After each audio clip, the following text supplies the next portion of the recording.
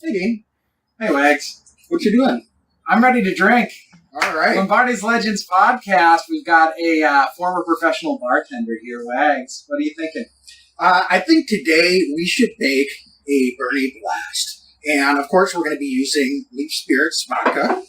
And then let's just go ahead and get started here, Dane, shall we? So let's do it. First of all, what we're going to do is we're going to put 1.5 ounces of OJ in the bottom of an empty glass. So this is like a health drink then? Oh, yeah, absolutely. Now we're going to just cover that with ice. And then, now we're going to move over to the side. And if we could come in here and take a close look, we're going to pour in ingredients successively in separate mixing glass. We've got our vodka. Your choice of blue Caraco. Blue Caraco? Absolutely. Do they have green and gold Caraco, do you know? I don't think it would be necessary for green and gold. Okay. As much as I love where your head's at, Dane, it's blue. And then we're going to put in some ginger ale, 4.5 ounces of lemonade. All right. And now we're ready to mix. So if you have a mixer, we can just go ahead. This is an old bartender trick when you're at your tailgate. Just pour it back and forth. We've got our main drink glass with the OJ. We're ready to go. I'll tell you what, I'm excited to drink some of this Leaf Spirit vodka. Whatever it's in, it's going to be really good. I know that. All right. And finally, we are going to garnish with a lemon twist. Okay. There's the gold portion of our green and gold. I like it. There you go, Dan. Thanks, Mike. Let me have a sip. Still smooth. Leaf Spirits vodka. Terrific. Thank you, Wags. Yeah, absolutely. Cheers. Go back, go!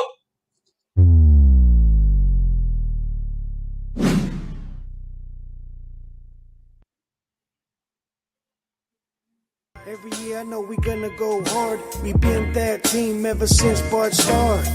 All my cheese heads go pack go. Ain't showing no mercy, cutting no slack, no.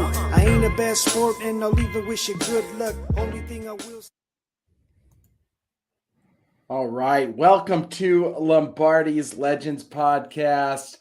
Wags, how are you doing tonight? The Packers take business, handle the Minnesota Vikings easily at Lambeau Field. All of a sudden, everything clears up, one game away from somehow, some way, making it to the dance. But tonight, we're talking about that Week 17 performance. So what did you see, Wags? How are you doing, man? How about those Green Bay Packers, baby?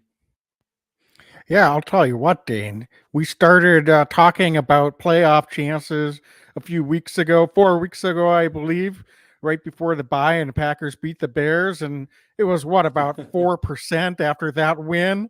And it just ticked up. And here we are. Haven't gotten all the way home, but we've been playing playoff football for the last month.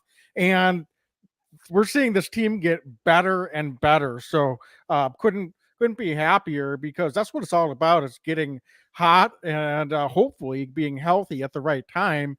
And it seems like, knock on wood, both of those things seem to be trending in the right direction. Certainly not going to get any easier from here on out. We're playing some good teams. If we manage to get by Detroit on Sunday night, and we'll be previewing that game on Thursday.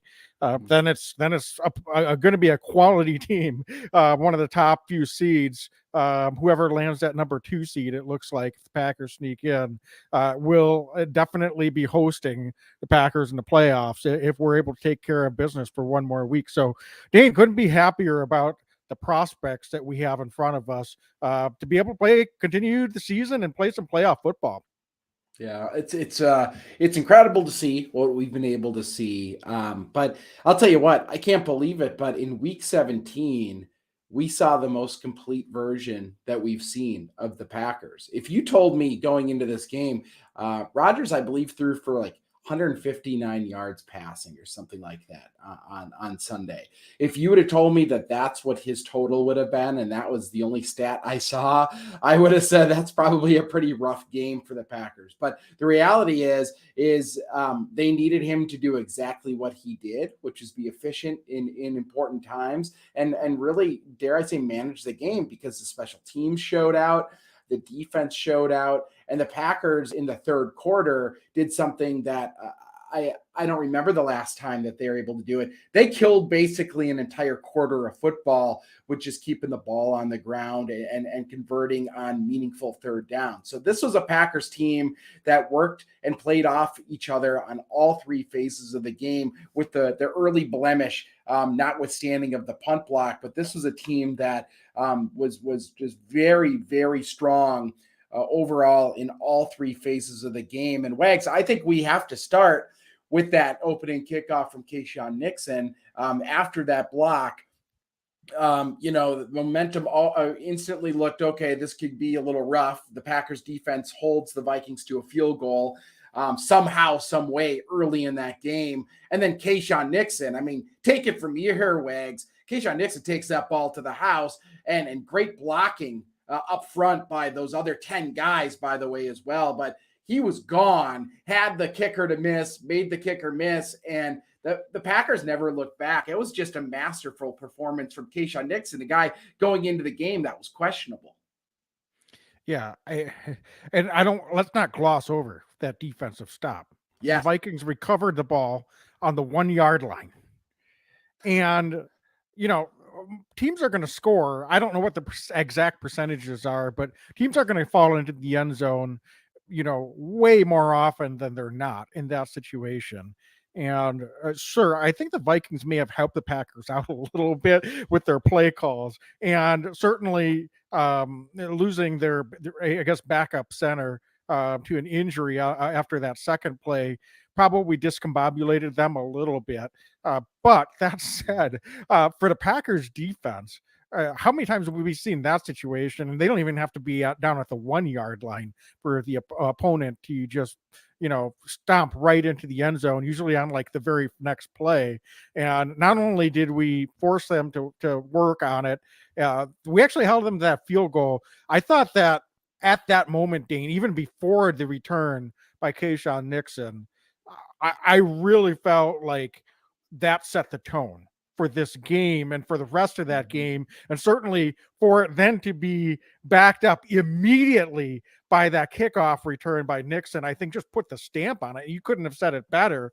They just never looked back, even though the game, there was still a lot of football to play after that. Obviously, it really felt like, okay, right off the bat, this is going to be the Packers' day, and it's not going to be the Vikings' day.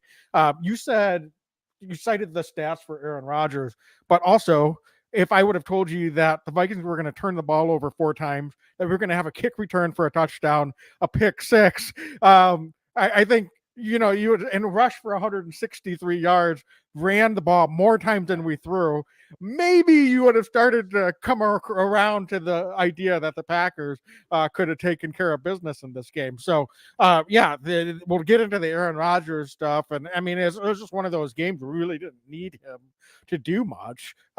He wasn't great, but it was a great game plan, and things just fell our way. The defense dominated, and despite that one blunder on special teams, the Packers dominated in the special teams overall, with Minnesota missing a couple field goals, Mason Crosby hitting a 56-yarder right before the half, his longest ever field goal at Lambeau Field. So I mean, it was just some of the things that were going on were just, you just kind of just tip your hat and say, if you're a Vikings fan or player, and say, it's just not our day. But that takes obviously nothing away from how high a quality of game that the Packers played and how well they executed. So, Wags, let's stick with this Packers offense for a little bit, because I would love to hear. I mean, there was a lot of individual standouts, I thought, of this game, but fair to say that it really begins and ends on the shoulders of Aaron Jones in this one. He's a guy who only got 14 carries in the game, but over 100 yards rushing, looked everything that we know Aaron Jones to be. We said it live during the game on Twitter, pound for pound, nobody's going to be as strong as Aaron Jones. Like he plays a physical game in a physical game.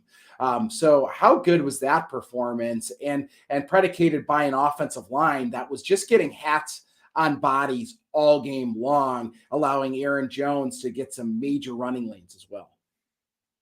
Yeah, he looked fantastic. He looked fresher than he's looked in, dare I say, over a month. Well, before the bye, he was starting to have some of those injuries he's dealing with, and I know he's still not 100%, but averaging 8 yards a carry, and it early on, Dane, our offense wasn't totally clicking. I was starting to feel a little bit of the just give Aaron Jones the ball, run the ball, because it felt like we were doing that. Aaron Jones picked up 10 yards, and now it's Aaron Rodgers' turn where he throws the ball twice. And he wasn't quite on his game early in this game. So I was getting a little antsy, but Aaron Jones was fantastic. And our offensive line was fantastic. I thought we really gave Minnesota a heavy dose of runs around the outside. You could see that out of the pony look. They were really trying to get some pitches and some misdirections. So there were a few new wrinkles that they added in there this week.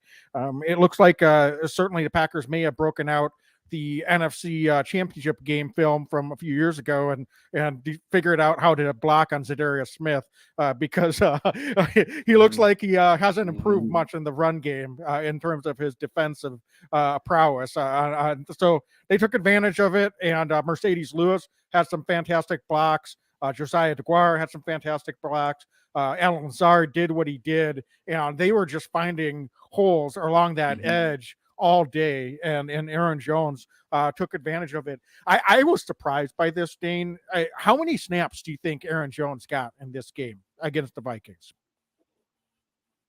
Well, I do know how many carries he got, but it was a low number. He got 14 carries. I don't know overall what he got, but I know to amass 111 total rushing yards on that low of a number is just remarkable to me, because it seemed like Jones was dominating throughout. Yeah, so I'm going to answer the question. He had 25 snaps, so he had 14 carries and two catches in his 25 snaps. So when he was out on the field, they were giving him the ball. That's the same number of snaps that he played the previous week, and he only had 8 touches, but that was still 33% of the plays when he was out there. So so they were able to give him the ball, and he was extremely productive, obviously, but he didn't even increase his snaps. I think this bodes well. A.J. Dillon wasn't as efficient as he had been in the previous few weeks. He had to face a few more short yardage carries, to be fair, but they were able to get him the lion's share of the snaps, and Patrick Taylor actually had an increase in snaps as well, which makes sense considering the score of the game in the fourth quarter. But that being said, we were able to get that out of Aaron Jones, I guess my point, without having to really put a lot of extra tread on the tires, so to say, with the number of carries and number of snaps that he was out there. So hopefully they were able to keep him somewhat fresh, and he's good to go here this week, and maybe he's going to be as healthy as he's been in the second half of the season, headed into this big finale. So that was definitely exciting to see for sure. Dane, what can we talk a little bit about the pass offense? What's your assessment of Aaron Rodgers' play? Because I get it. It's really hard. I'm not going to complain about it. They were ahead 27-3 at the half, and I thought he played one of the worst halves of football he's played all season. Isn't that just mind-blowing to think about? Am I wrong, or am I? It was, the way that the game was going, there wasn't going to be any chance for him to get in a rhythm. Am I being overly critical, or the fact that he took a sack on 4th and 1, and in a situation where you're on the Viking side of the field, get rid of the ball. An interception there is no worse than a punt, and that's just. We've seen some of his decision making. It's not just missing some of the throws. Some of his decision making is slightly questionable at times. He's taken some bad sacks in the last few weeks where it looked like he did have time to get rid of the football, or throw it away, or whatever he needed to do. So I don't know. They're just, it was a little off. Thankfully, it, like I said, didn't matter at all. Am I being too critical, or was there something missing, and did he answer that maybe with a few of the throws that he made in the second half? Yeah, I mean, I think that you're right. There's definitely room for growth on that game. He wasn't the vintage Aaron Rodgers. To your point, he didn't need to be, which is phenomenal, and he hasn't really needed to be this stretch run here as the Packers have positioned themselves for this potential playoff berth. But I do think he redeemed himself, particularly some in the third quarter with some of those third down conversions to Alan Lazard. Lazard, while his numbers weren't flashy, I think he had just a hair under 60 yards receiving. He was able to convert three or four balls for first downs, and those were absolute strikes from Aaron Rodgers on those plays. He also hit Aaron Jones early in the game. His stats would have been a little bigger. Now, granted, Jones flying down the sidelines, that's a really hard catch for a running back to make. But, I think that Rodgers had some good throws early as well, but a bit of an up and down performance. But when we needed him to settle in and make some important throws, particularly in the third quarter to ice the game, Rodgers, I thought, was as good as you could ask him to be. And then, of course, in the fourth quarter, be able to bring that ball down and get it in the end zone for the Packers and kind of ice that football game. It was clear that Rodgers was having fun out there. And in some respects, I was really encouraged to see that he could have a day where he has under 200 yards passing, a touchdown pass, but he was having a ton of fun. He looked like he was really motivated. And I think that's as important as anything, is he's not a guy right now who's shaking his head because he's not getting his. If the Packers are winning, he looks like he's having a good time. And the guys are feeding off of Aaron Rodgers right now. And that's a really important distinction to make.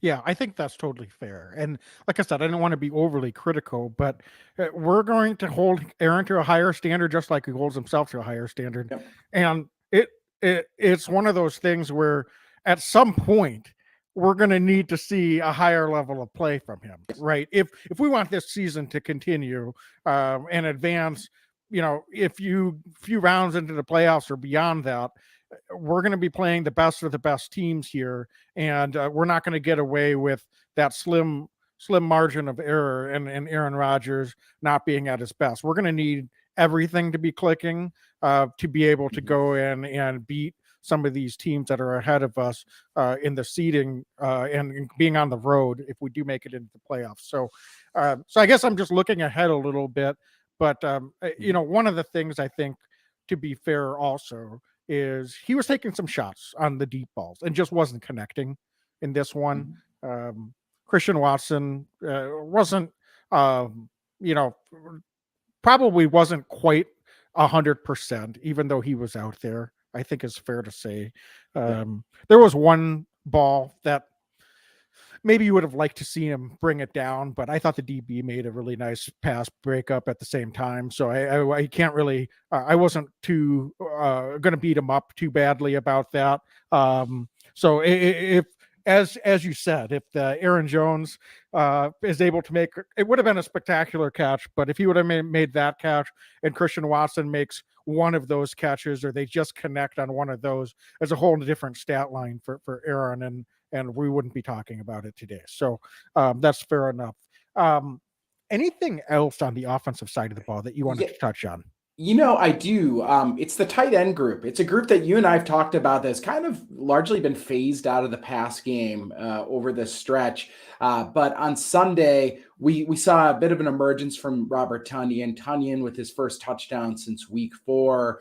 But Mercedes Lewis playing the game, his best game of the season. And by the way, Mercedes Lewis is a 150 career regular season games now that he's played in. Only the third tight end in NFL history to reach that number. So an absolutely incredible stat line for Mercedes Lewis to just be out there playing ball for this long in his career. He's a guy, Wags, that a few years ago, I thought it was the last McCarthy year. I was like, oh, Mercedes Lewis came for a year before he's done in the NFL. All of a sudden, it's been 5 years or so, and he feels like as much of a Packer as anybody. So I thought he played really well in the run game this week. And then Josiah DeGuara, Wags, got the most snaps he's had in a number of weeks, over 20 snaps in the game. He's really starting to carve out a role for himself in a number of different kind of roles and routes that they're asking of him. Only one catch, but in the run game, he's coming out of the backfield. He's being able to find defenders in space that he's able to clean out. He's getting better blocking guys in space this year than he's been before. We saw a pony look this last week with both Aaron Jones and A.J. Dillon in the backfield. And then Josiah DeGuara came across the field to help lead a block for I believe it was AJ Dillon on a play and kind of a pitch play. So they're being really creative with how they're using Josiah DeGuara right now. And that when they drafted him in the 3rd round is what we were hoping we would get to. Injuries early in his career had marred his, kind of his start. But all of a sudden, Josiah DeGuara is just a sneaky good football player for this Packers offense, and he creates mismatches in the run game, but also in the pass game. And I think we might see more of him inching forward because he's playing some top-notch football right now for this Packer offense. Yeah, absolutely. And how about the rest of the offensive line? I know you're talking about the tight ends, but the way that they played certainly was just actually incredible. Only gave up 1 sack. Bakhtiari, that was on that 4th down. But outside of that, they were locked in. I thought we had all kinds of time to throw. Rodgers was very well protected. And I'll tell you what, whenever you run for 163 yards, that's a very productive day, 5 yards to carry. So they did a great job. It was interesting, Dan. I don't know if you have any read on this, but Josh Nijman started at right tackle, and then Zach Tom came in. At first, I thought he might have been hurt, but Nijman was out there on some special teams snaps as well. So I'm not sure if they just felt better about Tom being out there on offense. You have to have full mobility, and maybe Nijman was just not quite 100%. So that was the decision they made. Or do you think it was performance related and not necessarily so much on Nijman's part, but just with how well Zach Tom's been playing that they decided to stick him out there instead? So I'm kind of curious what your thoughts are on that and what we might see with that moving forward, because we've been saying all season long, they're going to get their best 5 out there. And you and I both love Josh Nijman. Yes. But if they feel Zach Tom's one of the best 5, that's just going to be what it is. And with the way that he's playing, you can't really argue with that. So I don't know if you had any additional information or insight on that decision, if that was more injury related or if that was more performance related.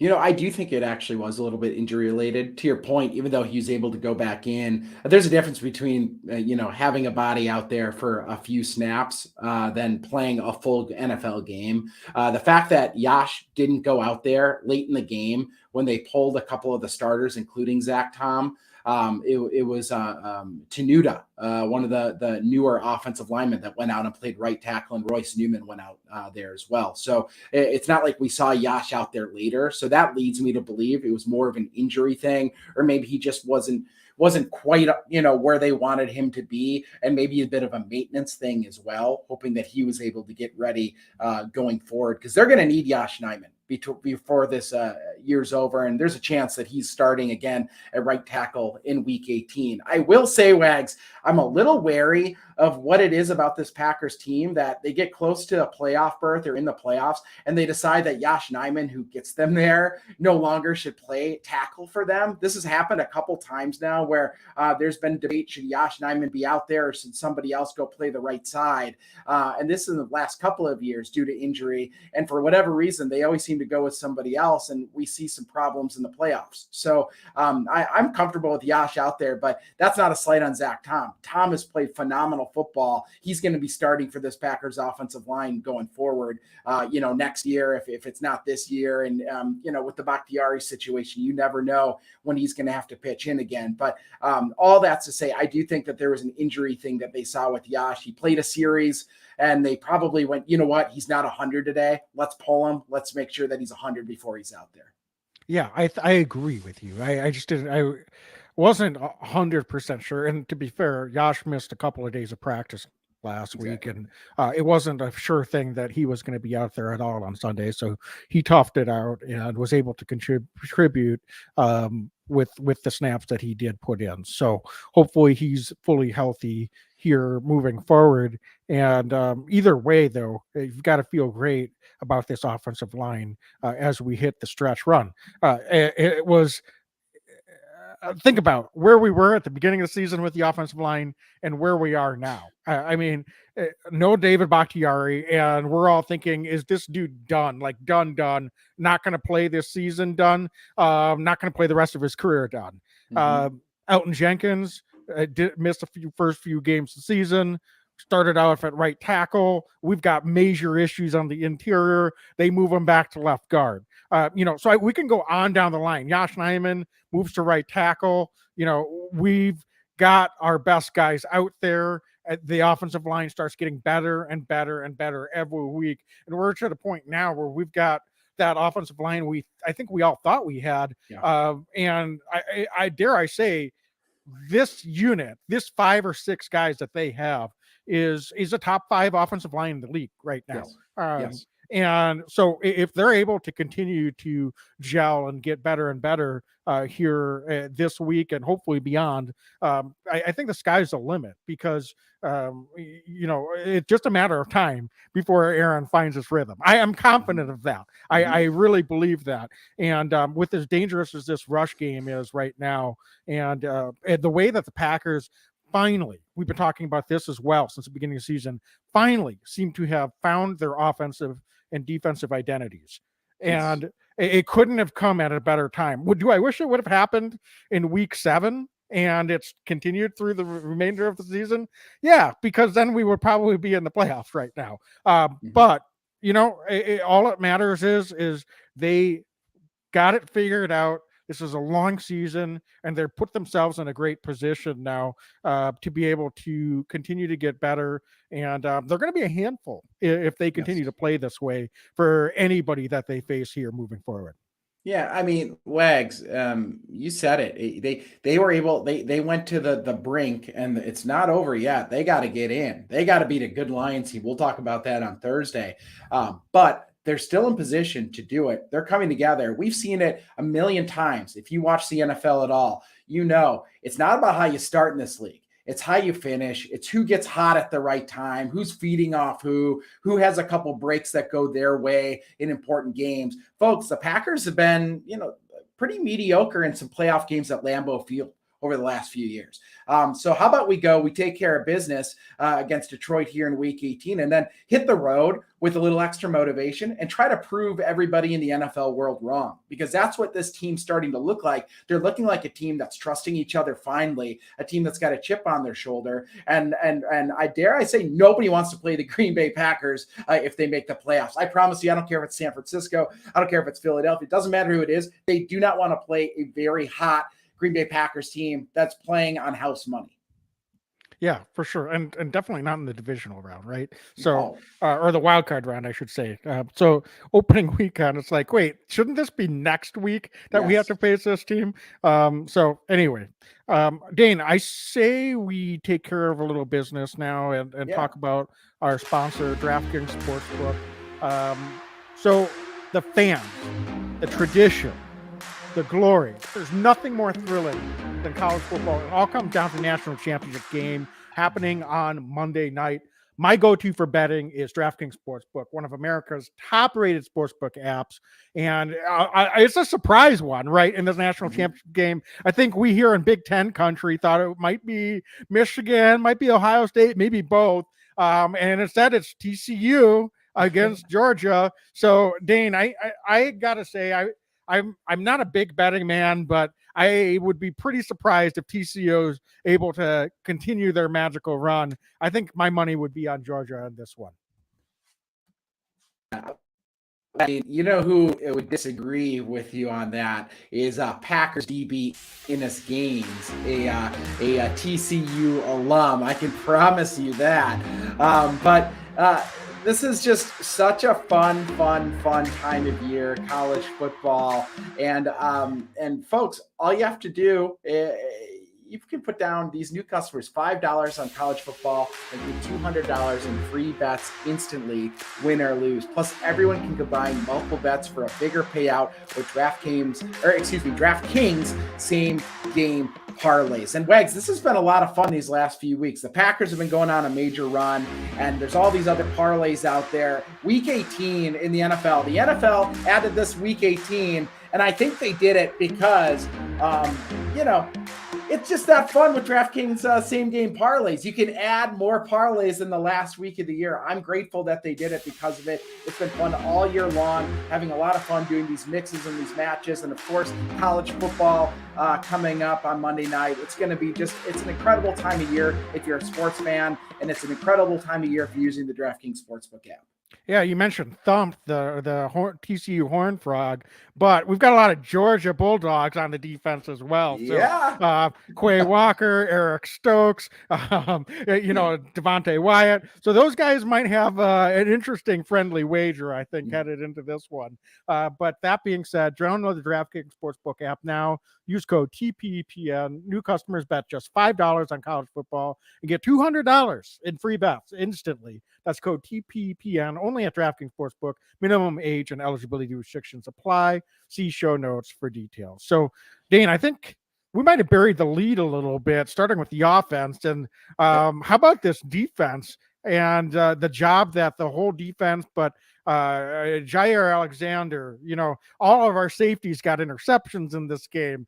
Defensive line was just phenomenal. So everyone, I thought, contributed in a dominating effort in this one. The Vikings obviously got a couple garbage time touchdowns, but this defense was incredible. And the 3 points that they did give up were what we talked about at the top, because of a block punt that they recovered on the Packers 1 yard line. So just an incredible effort by this defense on Sunday. I don't even know where to start, but maybe we got to start with Jair Alexander on Justin Jefferson. Yeah. I think as good of a spot as any, Wags. Jair was awesome. I've been critical of Jair at times this season. Jair Alexander early and often was just chirping at Justin Jefferson. You could see it getting under Jefferson's skin all game long. He was physical at the line of scrimmage. I don't think that Justin Jefferson is used to receivers at the NFL level trying to jam him at the line of scrimmage, because if you miss on the jam, his speed, he's able to get away from you and make a big play. Jair Alexander has the makeup speed to be able to catch up on a miss. And we saw a number of times, we said it during the game, Jair Alexander was bullying Justin Jefferson. He made Justin Jefferson look like an average wide receiver on Sunday. And Jefferson is anything but an average receiver. He's a top 3 receiver in the league. But Jair Alexander played the performance of his career, I thought, to date on Justin Jefferson. He was in his face. He was hitting at the line of scrimmage. He was all in his ear. You could see everything he was doing was frustrating Justin Jefferson. He was on him like a shadow. It was wonderful football. He was physical. He was smart. He was playing the mental game. He was everything you expect from an elite cornerback. And that's what Jair Alexander showed. That was an elite performance from an elite cornerback in an elite moment against an elite opponent. It was a wonderful performance from Jair. I can't say enough. I can't sing his praises enough. Roger said it after the game. If you talk, you got to back it up. Jair Alexander backed it up on week 17 against Jefferson.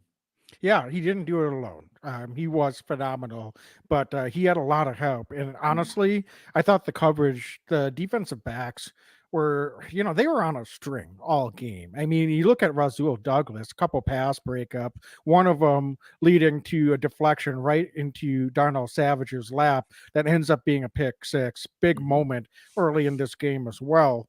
And so it's one of those things where everybody was contributing. I thought our safeties were definitely very on point in this one, more so than we've seen. So it seems like the communication or miscommunication issues that we've seen in earlier games this season seems to be, at least for now, cleaned up. So that's really good to see. But also just the general energy level. Everyone swarming to the ball. That was noticeable, how much different that was than what we've seen from this Packers defense for much of this season. And it makes you question where that was all season. But that said, in this one, they were all over the football, whether it was a run, whether it was a pass, and they tackled well in the open field. If the first guy didn't have a clean hit, he hung on, and someone else or two other guys were right there. So, it was a total all around effort, I think, from all 11 guys on this defense. And so that was just really good to see. Defensive line, while we didn't, get a bunch of sacks on Kirk Cousins, I thought the pressure was there pretty much all game on Kirk, and it was really up the middle, which was causing a lot of problems where he was needing to get rid of the football. And aside from a couple of runs that he was able to scramble and pick up some yards, he wasn't really able to do much when that pocket started to break down. So that was phenomenal. TJ Slayton really, I thought, had kind of a breakout game. He's had a couple of them, but he also had the pass deflection that led to Adrian Amos's interception, and was really just all over the run game as well. So, it was contributions both up front and on the back end that also did a big part in Jair Alexander being able to do his job. But certainly he was the guy that led the way, backed up his chat, and was able to lead this defense in just a massive effort and a big moment in this season. Wags, so you talk about TJ Slayton. Matt LaFleur after the game said, when you put tape in like that, around here, that becomes the expectation. I love that kind of quote and that mentality from Matt LaFleur. We talked about Slayton, the old pal of ours. When he got drafted, we said, this guy can ball. We think that he can be a really good player. The Packers did something with the Dean Lowry injury that could really be a difference maker for this defense. And this is what it is. They moved Kenny Clark off the nose this week, and they put him on the outside, allowing TJ Slayton to start. And they started with a 3-man front then of Clark, Slayton, and Jaron Reed. We saw the difference in energy start with that defensive line. TJ Slayton was able to just beat up a second and third string center for the Minnesota Vikings, like up and down the field. He was immovable, I thought, at times. And the stat line, as you mentioned, with the pass, he had a tackle for loss on the goal line stand, broke up a couple passes. I mean, he did a lot for them. But Wags, I think that moving Kenny Clark off that nose spot gives this defense another athlete to go and get after the quarterback and cause pressure and just create more mismatches for opposing offensive lines. And it's just so important. Devontae Wyatt got the most snaps of his NFL career, I think, this past week as well. And he's really starting to ascend at the most important time as well, a first-round pick. But so important to see this defensive line play. They played physical. We saw it early and often. They controlled the line of scrimmage against this Minnesota Vikings defense. And I thought that the interior linebacking core, they had their moments, but the defensive line were keeping them so damn clean. They just were active. And you said it, Wags, there's a lot of energy on this defense, but I thought it really truly started up front. The guys behind the D-line get some of the stats, and they should, but the defensive line did their job. They made Kirk Cousins' day so challenging throughout. Cousins was able to get the ball out of his hands, but there are so many scenarios where we saw Cousins have to get the ball out a little bit faster than he wanted to. Ball was off his mark. Receivers weren't exactly where they wanted to be, and that helped the DBs have the day that they had. So just kudos across the board to this defensive line. But as you mentioned, huge performance from TJ Slayton. He got it started early. He stayed consistent throughout. And this is the kind of guy I think that he can be in this defense going forward. I don't mean to oversell it, but I think TJ Slayton is a football player. He's a good player, and he's a guy who can really shift and help this defense play with more snaps. Yeah, and Devontae Wyatt had a career high in snaps, and Awesome. while he didn't have any of those noticeable impact plays, he exactly what you just said. His presence out there allows somebody, and obviously Kenny Clark is the main guy you think of to move around a little bit, but also Jaron Reed has been playing some pretty good football, and I thought he had another nice performance as well. So these guys are just complementing each other fantastically, and it's great to see. Dane, not to toot my own horn, but if you'll recall, going into the bye, that was one of the adjustments I said Yes. I wanted to see the defensive staff make.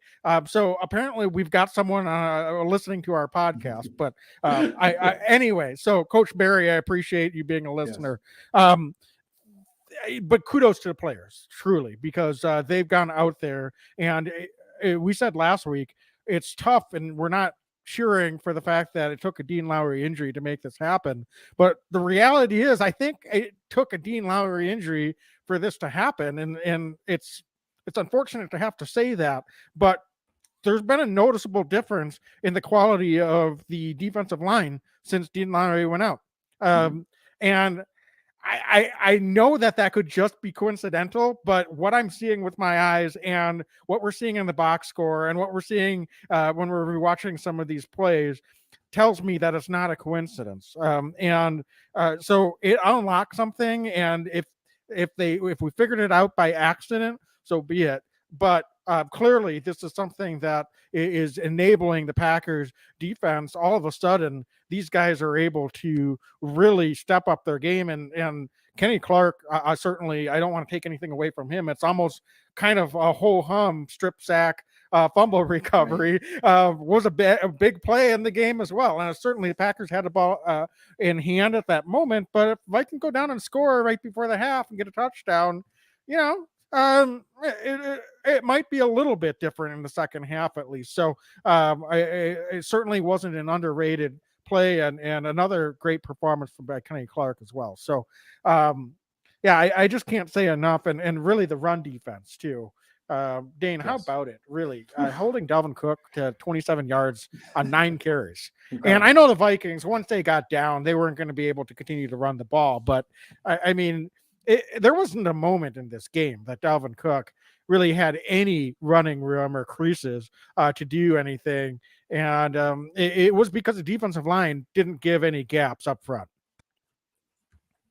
Yeah, and Wags, Campbell and Quay Walker each had 8 tackles. I mean, we've seen a big jump in this defense as well, with Devondre Campbell being back and healthy. He's playing really good football, and the guys are feeding around him.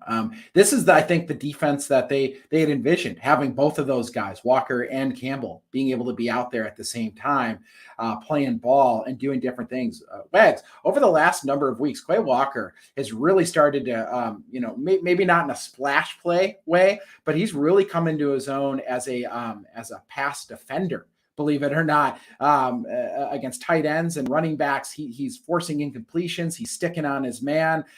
He's doing the types of things that you would expect and hope for out of a first-round pick. But this is a defensive unit right now. You said it. They're feeding off each other. They're in the right, and I think more importantly, they're in the right positions right now to make a play and to maximize their talent. And that is not what we saw early in this year, but they are right now, pretty much across the board. Loving to see where these guys are starting to line up, and the trust that Joe Barry is having in these defenders.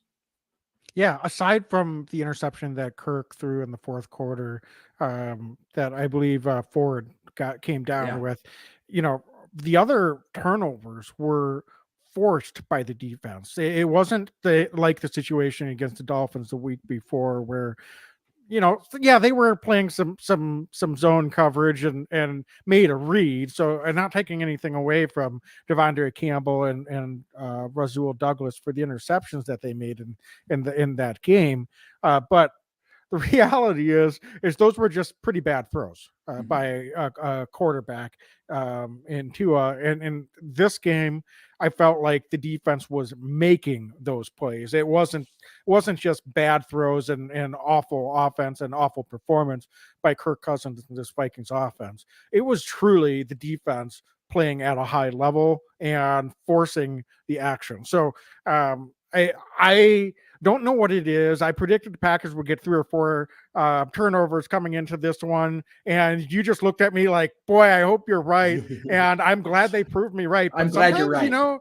Sometimes these turnovers come in bunches. I don't really know how to explain it. It shouldn't really have any explanation. There's no momentum thing that says you're going to get turnovers from game to game. But I'll tell you what, sometimes defense, so much of it is swagger and confidence because you're going to get beat. But if you feel like you're just better than the other players that you're lined up against on a defensive side of the ball, I think sometimes you can maybe have a little bit of an extra skip in your step, and sometimes you make your own luck, I think, on the defensive side of the ball.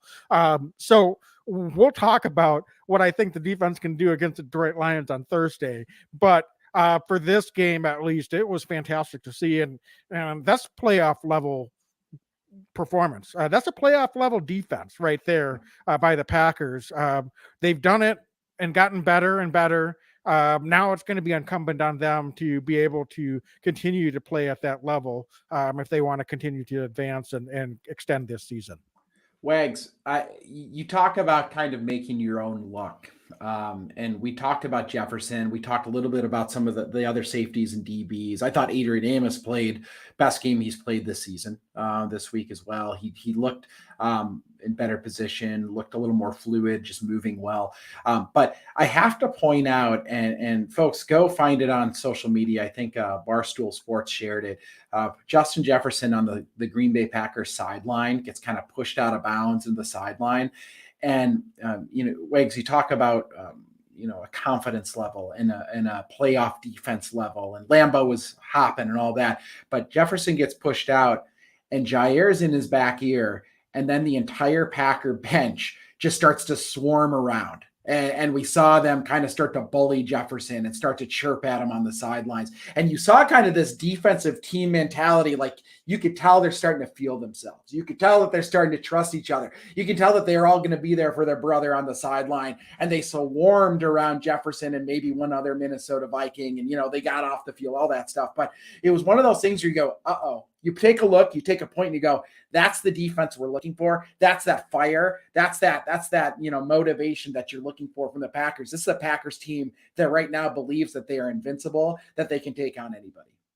Yeah, I mean, and it's a real thing. I mean, very real. Look, go back to when Marshawn Lynch turned into beast mode, and how the sideline of that Seattle Seahawks team reacted, and the swagger that they carried with them, and it got bigger and bigger from that moment forward. Now, I'm not saying that we're suddenly gonna, turn into the Legion of Doom, but that I'm just pointing that out from a swagger and a confidence thing. That togetherness, that mentality can really kind of be self-perpetuating in terms of performance in many ways. So I'm excited to see how it manifests itself. I sure hope that it continues to develop and continues to result in high level play on the defensive side of the ball. But I also think that special teams can have a big part in that mentality as well. And I don't know if you had anything else you want to touch on the defense, but I'll tell you what, the way that teammates are talking about Kesiean Nixon right now, I don't know if there's anyone more responsible for turning around this Packers season than Kesiean Nixon in terms of swagger and electricity and what they're getting to see on the sideline and how happy they are for him. But it's really cool to see. And that culminating in that kickoff return this week, you can see that is also something that is electrifying, not only the crowd at Lambeau, but that Packer sideline. And I think that they're really feeding off of all of a sudden, we've got a dangerous special teams unit led by K9 leading the way on those kickoff returns. Oh, Wags, I chuckled. He takes one back to the house, and all of a sudden he's returning punts too. I loved it. He's a guy that he was questionable all week, and as the story goes, Sunday morning he texted Bisaccia that he felt like a Ferrari. Those are the stories you want, right? You want a guy that just like, he's got that confidence in himself. He's got that swagger, and he backs it up and he just takes it to the house. You can tell he totally believes in himself, and he believes in the guys around him. And those guys they want to be the guy that's, having that final block that busts him open. You can see it. You saw it on that opening kickoff the kickoff, I should say, he took back to the house. Those guys were chasing him down with him, right? They were flying down the field with him. We saw a nice block from Patrick Taylor. Tyler Davis had a good block. Like, you're seeing these guys making these blocks for him, and then K9 can make a guy miss and just take it to the house. When you have a guy like that, how do you not feed off that energy? And to boot, Kesiean Nixon seems like a really likable, good locker room guy. The guys love this guy. You can tell that they love him. So he's a hardworking dude who's gotten his opportunity, and he's making the most of it. Yeah. When Kenny Clark, defensive lineman and star defensive player Kenny Clark, says, anytime that Kesiean's back there, I got to stand up on the sideline and see what's going to happen. I mean, these types of things are not normal. Normally, guys are just kind of sitting on their bench, doing their thing.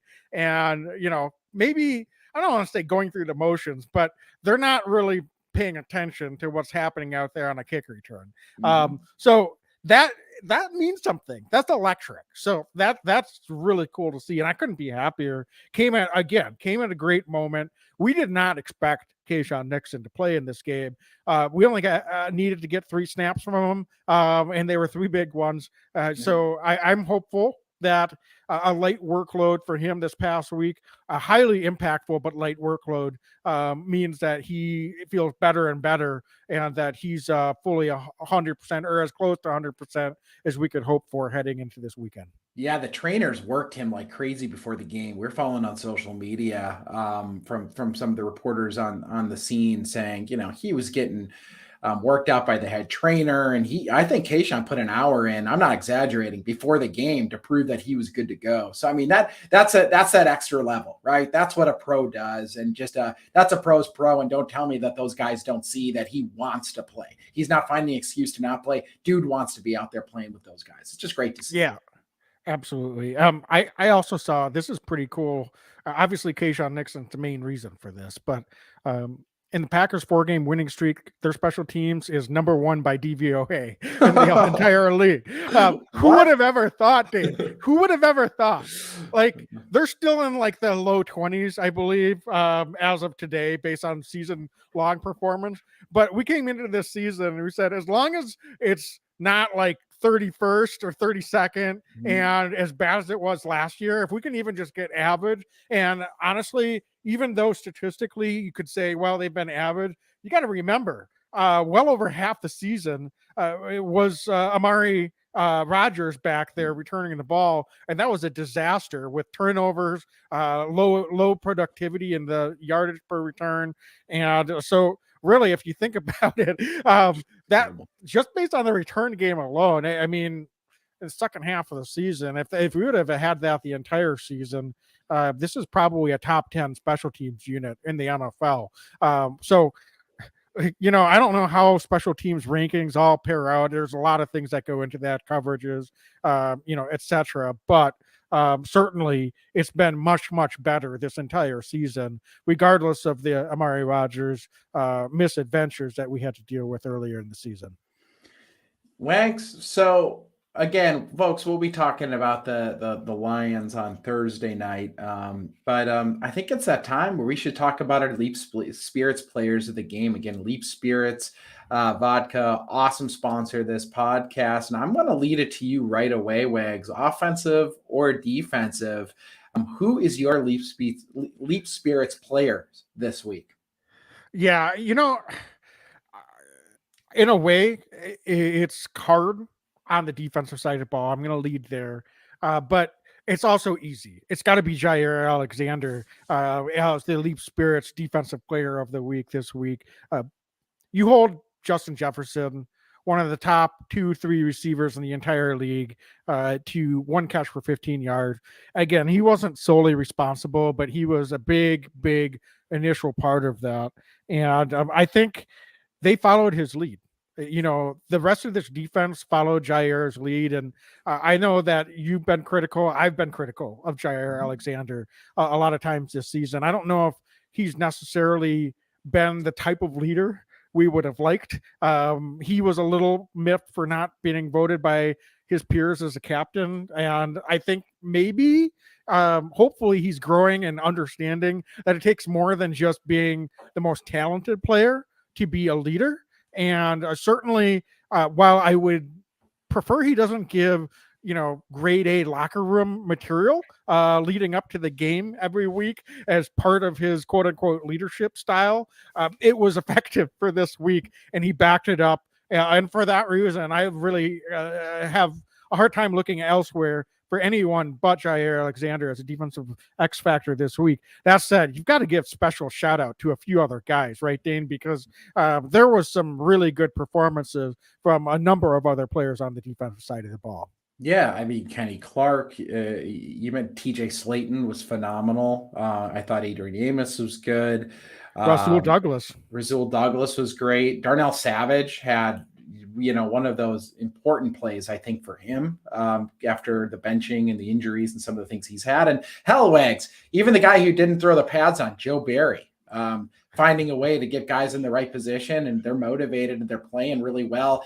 Barry this week, it sounds like, gave Jair and Rasul Douglas the decision on how to cover Jefferson to a certain degree. I love that. You know what? He's learning his guys. He's reading the locker room. He's clearly changing how things have been done in the past. And Wags, in the second half of this game, they didn't go into a soft cover zone. They stayed aggressive. I mean, so give Joe Barrett credit as well, even though he didn't wear the pads.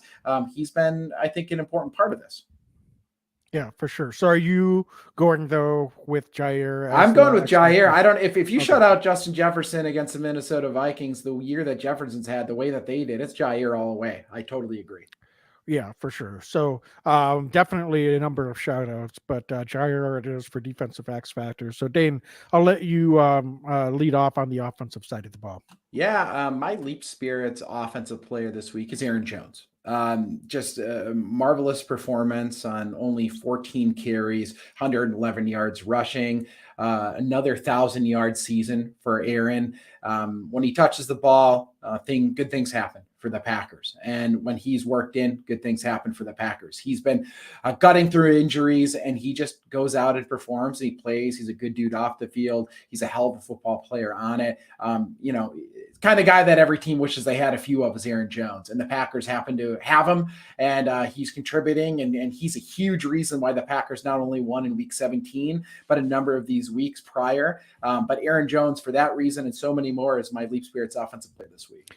Yeah, I really have nothing else to add. I think he's the clear choice this week as well. Excellent performance. Certainly, the offensive line deserves special mention and shout out as a whole unit this week. But great job by Aaron Jones. I figured he was due. He was due for a game like that, and hopefully he can continue to be fresh and be efficient and play at a high level, and that the Packers don't forget to hand him the football here as we move forward as well. So, Dane, I don't even think we need to debate. Let's just say it. Special teams, player of the week, Kesiean Nixon, K9, man. Yeah. Wow. Yeah. Like we were just singing his accolades for a whole segment. So that doesn't even really take any pontificating, but definitely great performance. And yet another shout out. I want to shout out Mason Crosby though too, because I don't think he was going to do kickoffs in this game, and unfortunately Ahmed got hurt in pregame. I wasn't aware of that until after the game, but not only did Mason go out there and got out kickoffs all game, but kicks a career-long field goal at Lambeau Field on January 1st. So how about that, Dan? That's definitely deserves, I think, a little bit of a shout out as well. Oh, it absolutely does. And Matt LaFleur said it, he was mulling over and maybe doing a Hail Mary to end the half. And he said it didn't matter. He looked over and Crosby was already running on the field. He said, I guess we're kicking a field goal. And Crosby went and nailed it. So how awesome is that? Huge play for Mason Crosby, a true legend in Green Bay. Yeah, for sure. So, all right. Well, folks, thanks so much for joining us here. I know we're a little off schedule. Going on a Tuesday here this evening, but we'll be back Thursday for a special Week 18 win and in preview edition episode. We're going against the Lions. I can't wait to dig into this, Dane. Meaningful football. a month ago, I would have said realistically, there's really no chance. But here we are. Control our own destiny. Not going to be easy, but you couldn't have asked for a better scenario. So really excited to come back Thursday night and talk Packer potential playoff football heading into this final game of the season. Yeah, so buckle up, folks. And Wags, how about I close this one out? Be legendary and go Pack go. Go Pack go. Every year I know we gonna go hard. We been that team ever since Bart started. All my cheese heads go Pack go. Ain't showing no mercy, cutting no slack, no. I ain't a bad sport and I'll even wish you good luck. Only thing I will